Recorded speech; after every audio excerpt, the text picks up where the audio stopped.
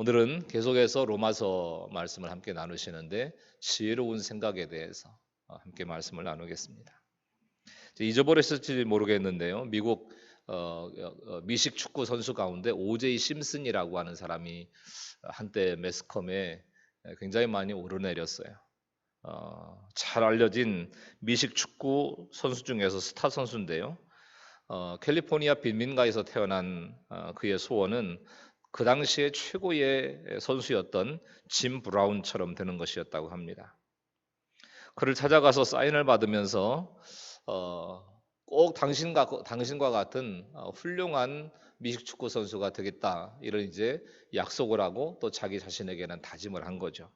그러나 그 환경이 너무 열악했던 거예요. 영양실조로 활처럼 휘어진 다리를 새로 만든 부목으로 지탱하고 살아가야 될 만큼 그의 삶은 너무너무 힘겹고 고단한 인생이었습니다. 그런 상황에서도 반드시 미식축구 선수가 돼서 짐 브라운의 기록을 깨겠다 다짐을 하고 또 나름대로 노력을 하고 이렇게 해서 결국은 그 꿈을 이루었습니다. 최고의 미식축구 선수로 영화에도 출연하는 그야말로 국민 스타 정도의 이런 인기와 성공을 누린 선수가 된 거죠. 그러나 1994년 심슨의 명성은 하루아침에 무너지게 되는데 백인 아내와 그 정부를 살해한 혐의로 1,500만 달러, 우리 요즘의 환율로 계산을 하니까요 181억 8천만 원이에요. 배상금을 물어야 됐고 집은 다 경매로 넘어갔어요.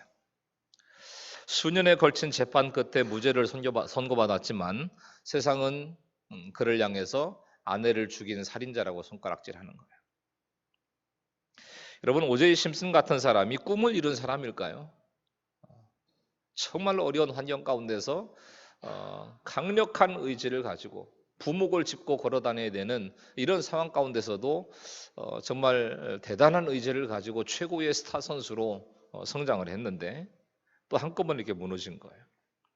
꿈을 품고 그 꿈이 이루어질 날을 생각하면서 열심히 살아왔는데 그는 왜 살인자라고 하는 오명을 쓰게 됐을까? 오늘 본문 3절은 이렇게 말씀합니다.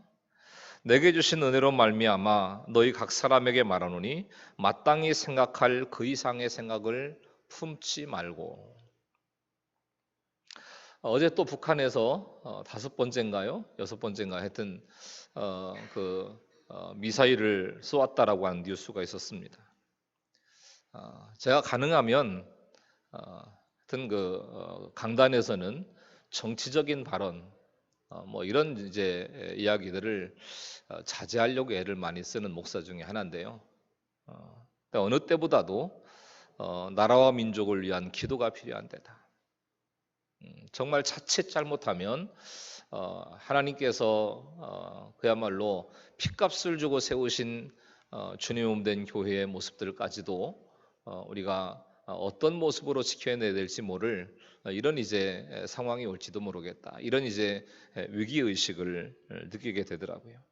요즘에는 제 기도 제목의 가장 큰 부분은 나라와 민족을 위한 기도입니다. 우리나라 국립도서관이라고 할 수 있는 북한 인민대학습당이라는 곳이 있대요. 북한에 다녀오신 목사님 말씀인데 거기에는 곳곳에 이런 구호들이 걸려 있다고 합니다.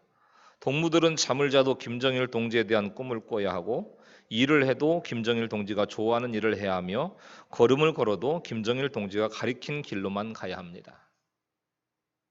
또 이런 얘기도 있답니다. 당이 결심하면 우리는 한다. 김일성 원수님만 있다면 두려울 것 없어라. 김일성 동지는 영원히 우리와 함께 계신다. 총폭탄 결사옹이 자폭정신. 이렇게 써있대, 인민대학습당에.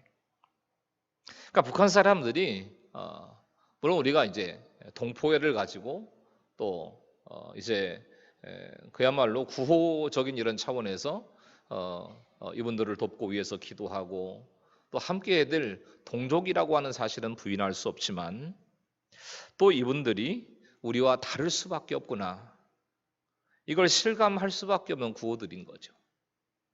왜냐하면 뭘 읽고 듣고 볼 것인가라고 하는 것은 우리의 생각을 결정하는 중요한 요소인 거예요. 뭘 보고 뭘 듣고 뭘 읽느냐. 자, 오늘 3절 말씀을 원문으로 보면 특별히 자신에 관하여 마땅히 생각할 그 이상의 생각을 품지 말라, 이런 말씀이 됩니다. 우리 신앙생활을 하면서 항상 이제 제가 드리는 말씀 중에 하나는 자기 죄를 봐야 된다. 내가 100% 죄인이다. 하나님이 100% 오르시다. 이런 말씀을 자주 드리니까 가끔은 이제 그런 고백들을 많이 하세요. 나는 죄인이다. 이런 고백들을 많이 하십니다. 그런데 문제는 뭐냐면 말은 그렇게 하면서도 내가 무능력하고 제한적인 인생이라고 하는 이 사실을 얼마나 쉽게 잊어버리고 살아가는지 몰라요.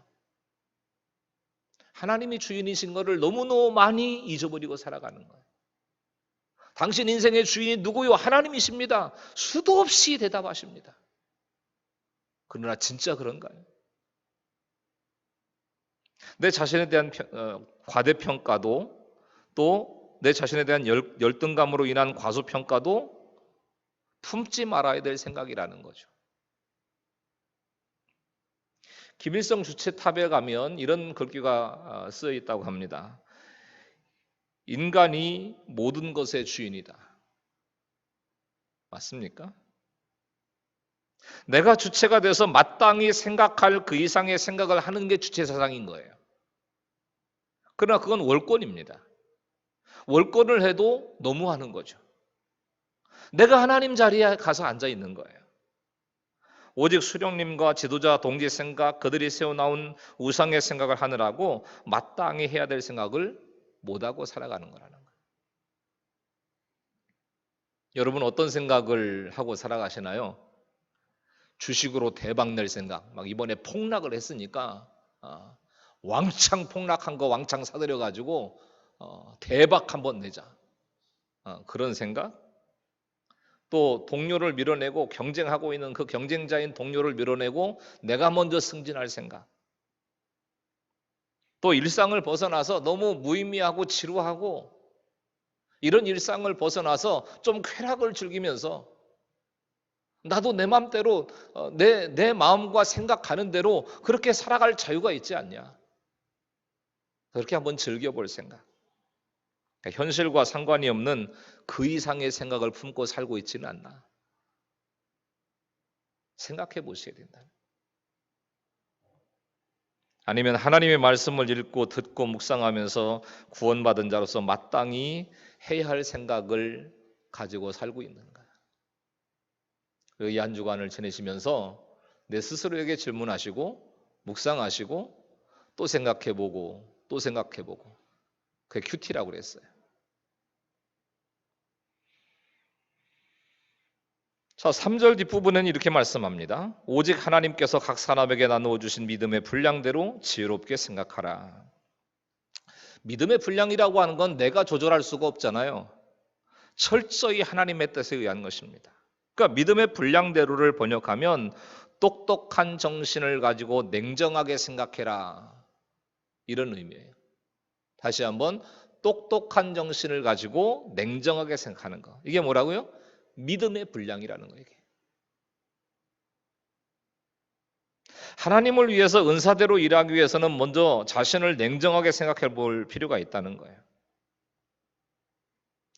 한 번은 제가 이제 함께 기숙사에서 한 1년가량 같이 생활했던 동기가 우리 교회를 방문을 했어요. 그러니까 이제 뭐 동기들이긴 하지만 워낙 이제 여러 곳에 흩어져 살고 있고 또 자기 사에게 바쁘다 보니까 10년 이상, 15년 이상 이렇게 못 본 친구들이 많아요. 근데 조금 이제 힘든 사역지에서 고생을 한다고 해서 이제 좀 불러서 격려도 하고 또 지원도 하고 할 생각으로 이제 불렀습니다. 멀리서 이제 목양실에 들어서면서 말하는 그 친구의 첫 마디가 이랬습니다. 양 목사, 왜 이렇게 팍 늙었어? 왜 이렇게 팍 늙었냐? 원래 뭐 제가 동안은 아니죠. 동안은 아닙니다. 전 그거 인정합니다. 근데 그렇게 이야기하는 그 친구를 보니까 거의 70대 된 것 같더라고. 이렇게 벗어져 가지고 70대. 그러면서 무슨 생각을 했냐면 자기 자신을 냉정하게 생각해 볼 필요가 있겠다. 이럴 수도 있잖아요. 너무 오래간만에 15년 이게 지나서 만났는데 어떻게 지냈냐고. 그러니까 모습만 봐도 너무 은혜가 된다고 뭐 이렇게 얘기하면 훨씬 더 서로 격려가 되고 위로가 되지 않을까요? 왜 이렇게 늙었냐고, 팍 늙었냐고. 그래 나 팍 늙었다 어쩔래? 뭐 그러겠어요, 뭐라고 했어요. 영화 마타리 뭐 이제 춘희 뭐 이런 그 영화 주연을 했던 유명한 배우 그레타 가브로라고 하는 여배우가 있는데요.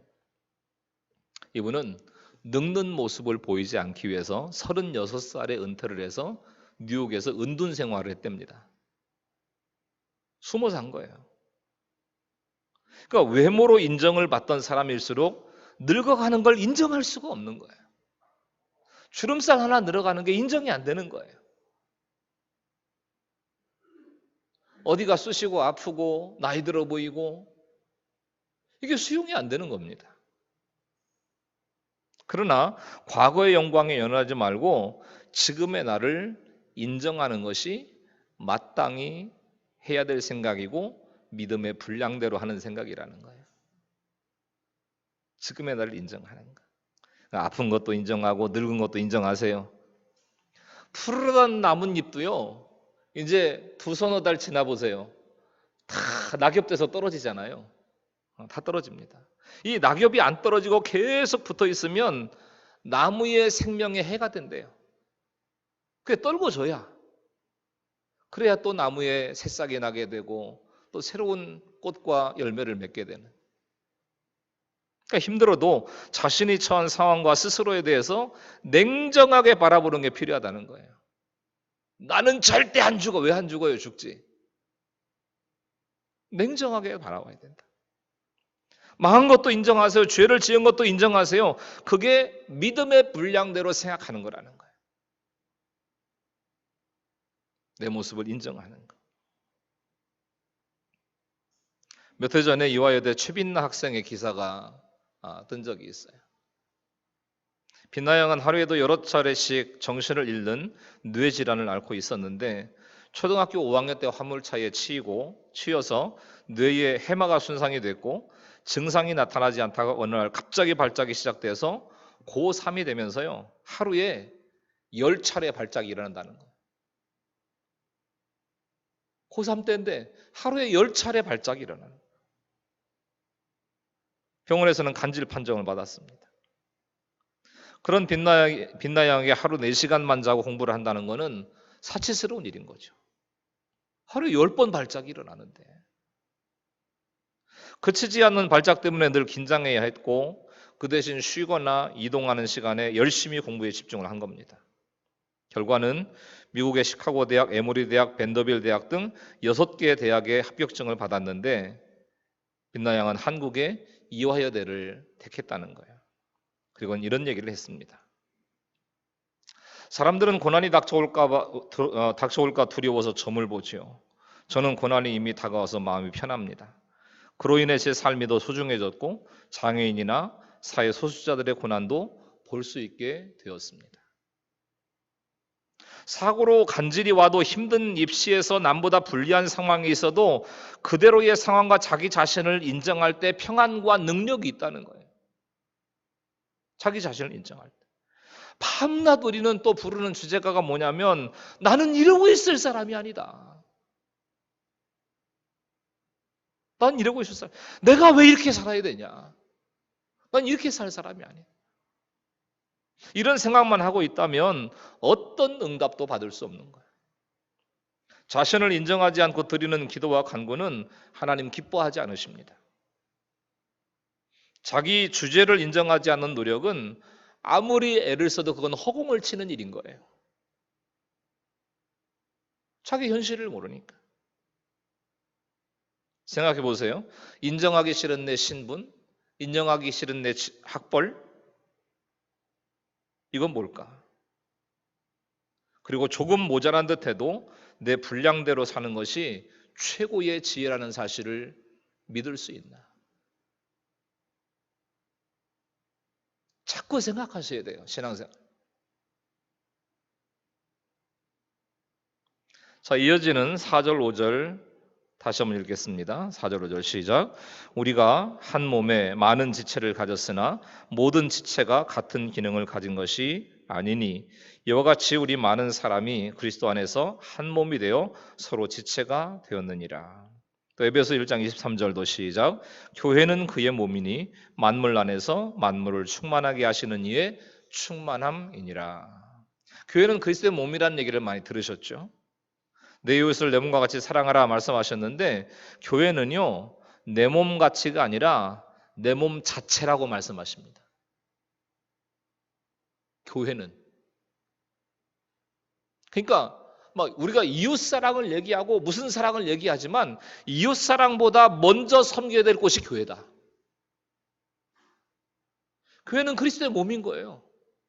우리는 그리스도의 몸의 지체잖아요. 그러니까 몸 자체인 거예요. 교회는 내 몸 자체인 거예요. 가족 사랑, 이웃 사랑도 교회에서 시작되는 것입니다. 교회 안에서 사랑을 실천하지 못한다면 어디에서도 사랑을 실천할 수 없어요. 어디에서도. 진짜 안 변하시는 분들이 있어요.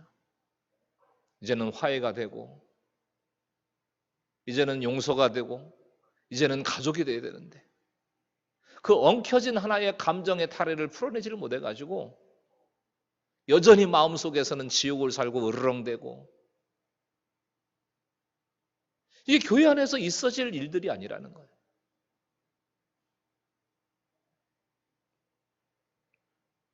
어느 곳보다 다양한 사람들이 모인 것이 교회죠. 출신 지역 다 다르고요.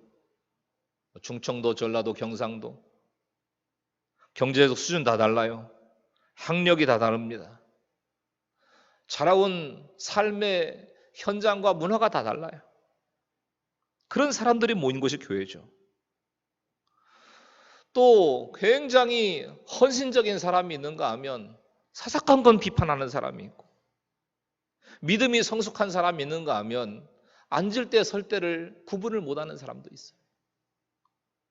설교 때마다 조는 사람, 온갖 사람들이 다 모인 것이 교회죠. 그런데 교회가 위대한 이유는 다양한 사람들이 모여서 그 다양한 역할들을 감당하고 있다는 거예요. 너무너무 다양한 사람들이 모여서. 진짜 이 사람하고는 내가 어울릴 수 없을 만한 사람인 것 같은데 성향상 달라. 어떤 때 보면 종족이 다른 것 같은 사람도 있어요. 나하고 같은 종족이 맞나? 전혀 사랑할 수 없을 것 같은 이런 사람들이 한 몸이 돼서 같이 아파하고 같이 기뻐하고 같이 섬기고 같이 주 영광을 위해서 헌신하는 이게 바로 교회의 능력인 줄로 믿습니다. 이게 교회의 능력인 거예요. 6절입니다. 우리에게 주신 은혜대로 받은 은사가 각각 다르니 혹 예언이면 믿음의 분수대로. 자, 각각 은사를 받은 사람들이 모여 한 몸이 됐는데 하나님께서는 각자에게 가장 적합한 역할을 주십니다. 우리 지체 중에 발은 늘 가려져 있죠. 양말을 신은 데다가 막 신발까지 또 신잖아요. 늘 가려져 있는 거예요. 가장 낮은 곳에서 다른 지체를 지탱해주고 옮겨주고 험한 일은 다 하는데 드러나지 않아요. 또 뇌, 심장, 위장, 간장 이런 장기들은 우리의 생명과 직결되어 있는 중요한 장기들입니다. 근데 이런 장기들이 막 심장이 툭 튀어나와가지고 펄떡펄떡 뛰면서 내가 안 뛰면 너 죽어. 그게 나타나지 않잖아요. 생명과 직결되어 있는 대부분의 장기들은 감추어져 있습니다. 밖으로 드러나는 지체는 얼굴과 손 정도죠. 얼굴과 손. 요즘에는 배꼽도 많이 내놓고 다니지만. 온몸의 지체들이 각각 수고를 해도 영광은 얼굴이 다 받아요. 성대와 입을 사용해 가지고 막 찬송을 하고 노래를 하잖아요. 근데 텔레비전에는 뭐가 나와요? 얼굴이 나와요. 얼굴이. 입만 찍혀 나오는 법이 없다는 거죠. 그렇다고 발이 할 일을 안 하고 파업을 합니까? 이건 공평하지 않다. 내 발로 서 있는데 왜 얼굴만 나오냐? 얼굴만큼 인정을 못 받는다고 장기들이 파업을 하던가요? 얼굴이 드러나서 모든 영광을 혼자 다 받는다고 해도 사실 얼굴만큼 노출의 위험이 큰 것도 또 없어요. 그러니까 어느 공동체든 높은 자리에 있는 사람이 영광도 많이 받겠지만 그만큼 책임과 부담이 큰 것과 마찬가지입니다. 그러니까 얼굴의 역할을 하든 발의 역할을 하든 한 몸 된 지체는 모든 것을 함께 하는 거예요. 한 몸이기 때문에. 눈이 아름다운 걸 보면 온몸이 함께 즐겁잖아요. 눈만 즐겁습니까? 온몸이 함께 즐겁죠. 다른 몸을 가진 사람은 뼈가 부러져도 느끼지 못하는 아픔을 한 몸에 있기 때문에 가시 하나가 막혀도 온몸이 다 아픈 거예요. 가시 하나가 막혀. 서로 기뻐하고 서로 즐거워하고 서로 슬퍼하는 것이 지체인데 얼굴이 영광 다 받는다고 혼자 커버리고 엄지손가락이 중요하다고 혼자 있는 대로 자라버리면 그게 기형인 거죠. 세포 가운데도 다른 세포와 관계없이 제멋대로 크는 게 암세포입니다. 그러니까 혼자 잘난 척을 하면요. 그게 가정이든 교회든 어느 공동체든 혼자 잘난 척을 하면 자기도 죽고 몸을 죽이고 집안을 죽이고 교회를 죽이고 나라도 죽일 수 있는 거예요. 혼자 다 잘난 척하면. 이 땅에서 잠시 어떤 은사를 가지고 어떤 역할을 하든지 그것은 하나님이 주신 성직입니다. 드러나 영광을 받는 얼굴의 역할도 성직이고 평생 드러나지 않는 맹장도 성직인 거예요.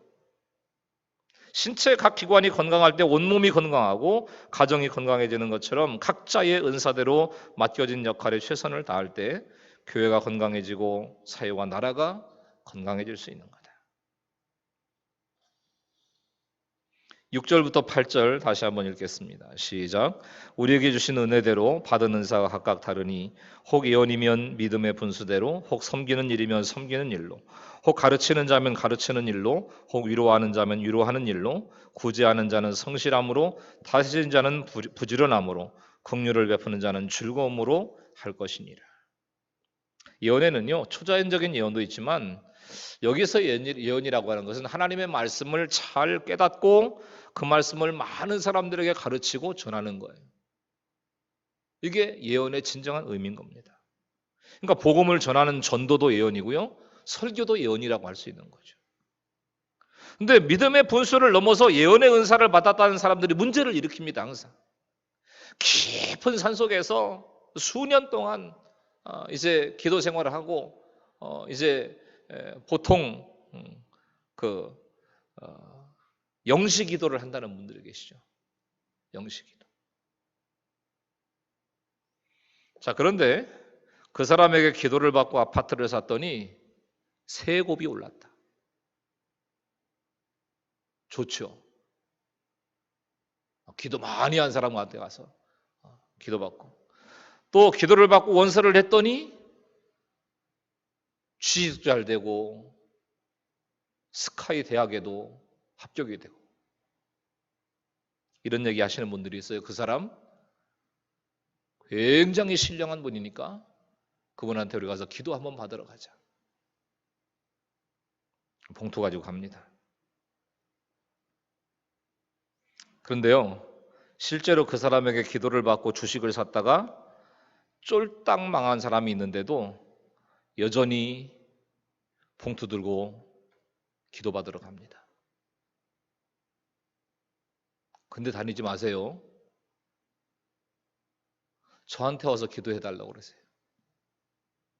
저한테 와서.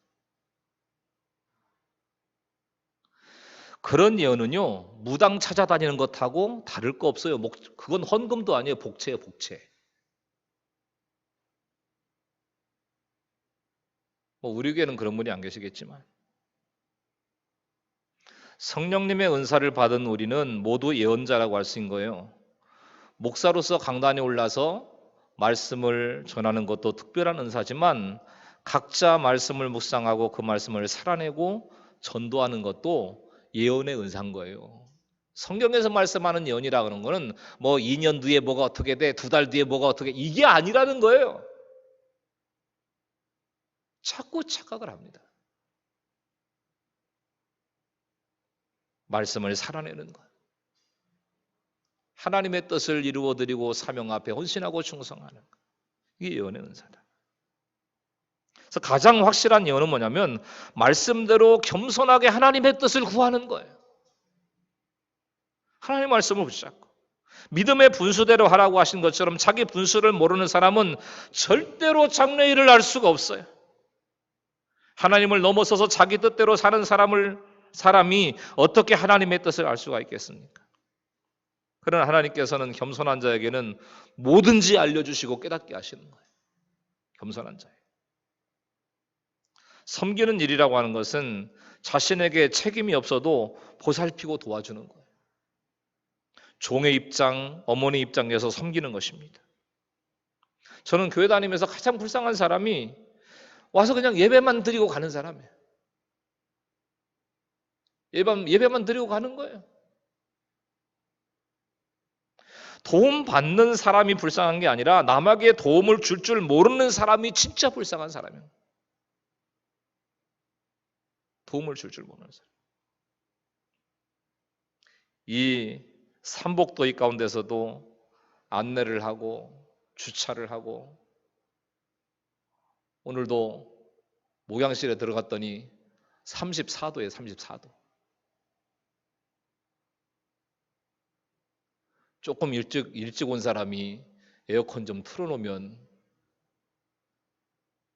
손에 관절염이 오나 좀 미리 좀 틀어놓지 뭐 이런 생각도 들다가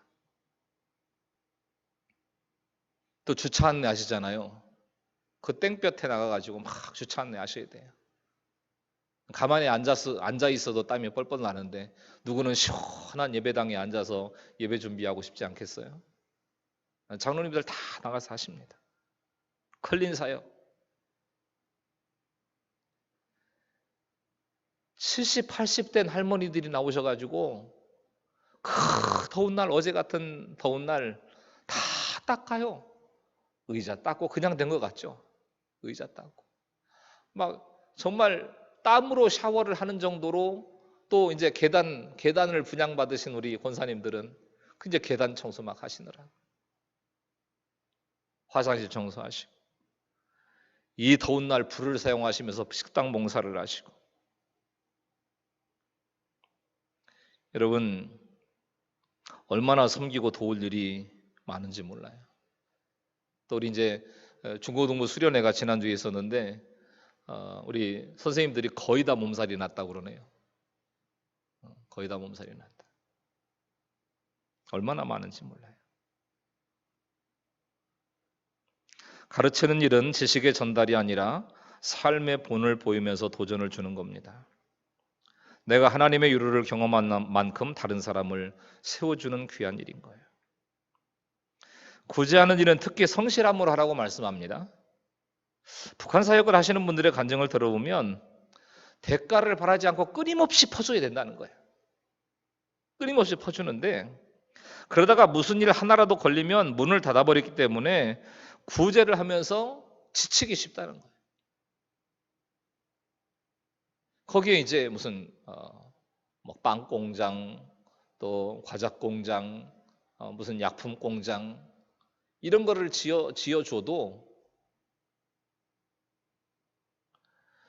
툭 하면 트집을 잡고 들어온다 못 들어온다 나가라 뺏기고 다들 나왔잖아요. 그래서 샘 선교회 같은 경우는 안 들어가요. 북한에 안 들어가고 거기서 그냥 사랑의 왕진 가방 뭐 이런 걸 만들어서 대신 보내죠. 거기에 공장 안 짓습니다.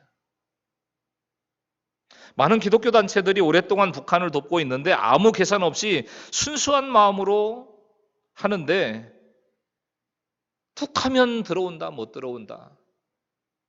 애를 태우고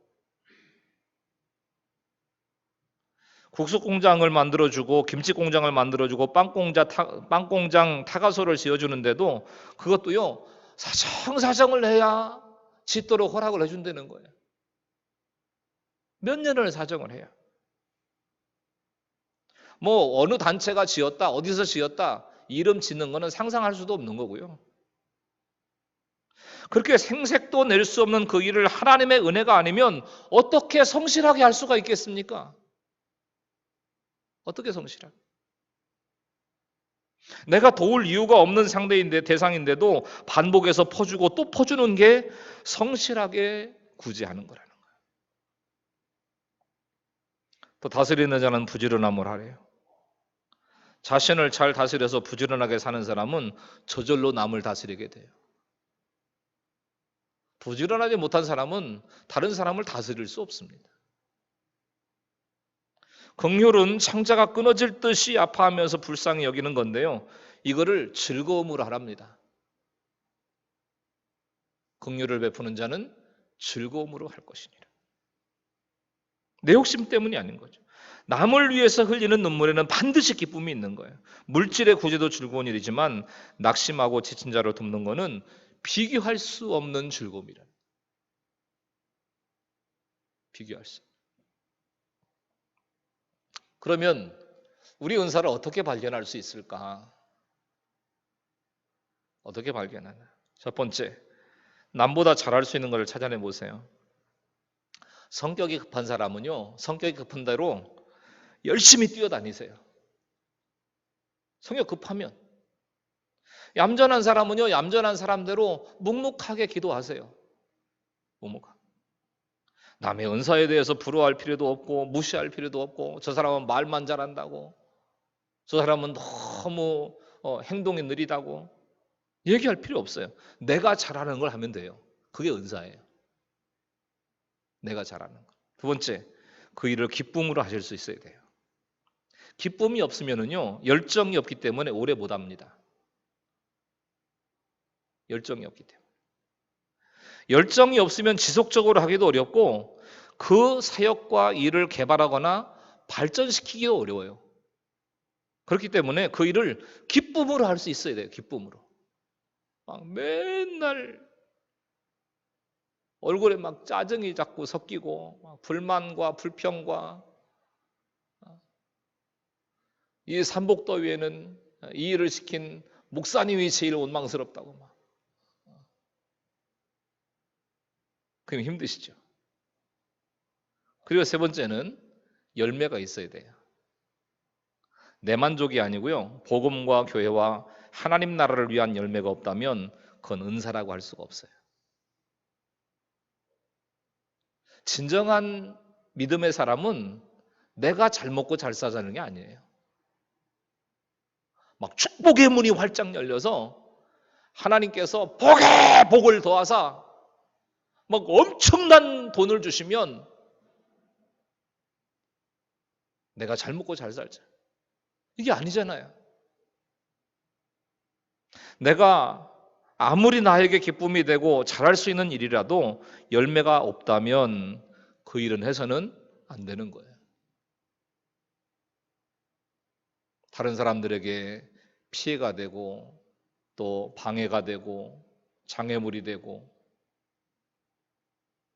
예를 들어서 막 전도가 자기 은사래. 근데 30년을 전도했는데 한 명도 전도를 못했어. 은사예요, 은사 아니에요? 냉정하게 자신을 한번 살펴봐야 돼요.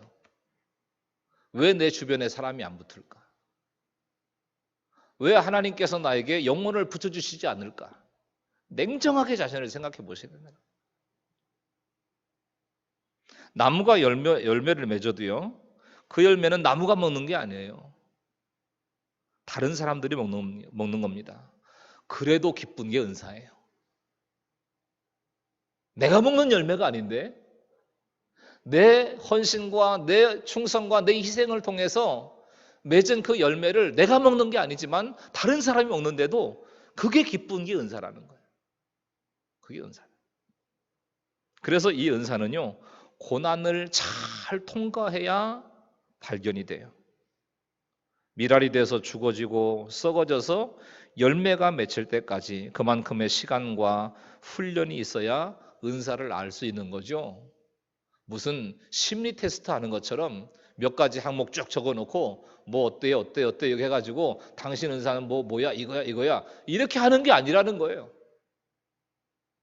오랜 시간의 고난의 과정, 이게 통과해야 되는 거예요. 그러니까 돈과 상관없이 기쁜 일을 찾기 위해서는 하나님의 은혜가 필요한 거예요. 내게 주신 은사가 얼굴의 역할이든지 발의 역할이든지 하나님을 기쁘시게 하고 나도 기쁠 수 있는 일이 최고의 은사라는 겁니다. 어떠십니까? 내가 받은 은사를 발견하셨나요? 대단하게 튀는 은사가 아니라도, 뭐 사람들이 환호하고 박수치고 인정하고 이런 은사가 아니라도 내가 할 줄 아는 기술과 지식과 솜씨들이 하나님께서 내게 주신 진정한 은사라는 사실을 알고 있느냐는 거예요. 그리고 그 은사가 하나님을 위해서 그리고 다른 사람들을 위해서 쓰이고 있는지, 이런 부분들을 잘 생각해 보시자는 겁니다. 그래서 지혜로운 생각을 이 한 주간도 잘 품고 살아가셔서 하나님 주신 은혜 가운데 승리하는 우리 믿음의 가족들이 다 될 수 있기를 예수님의 이름으로 간절히 축원합니다. 할렐루야.